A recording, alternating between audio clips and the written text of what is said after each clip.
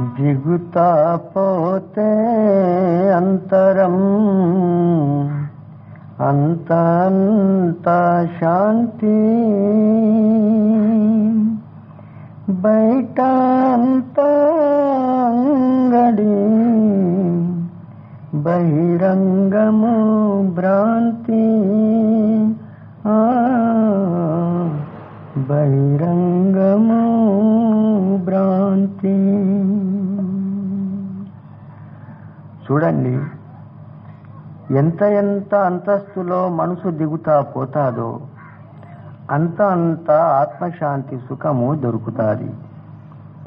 మరి బయట బయట ఎంత ఎంత మనసు ఎగిరి పడతానుంటాదో అంత అంత భ్రాంతులు నిర్మాణమై అశాంతి పాలై దుఃఖాలే చేతికి వస్తానుంటాయి.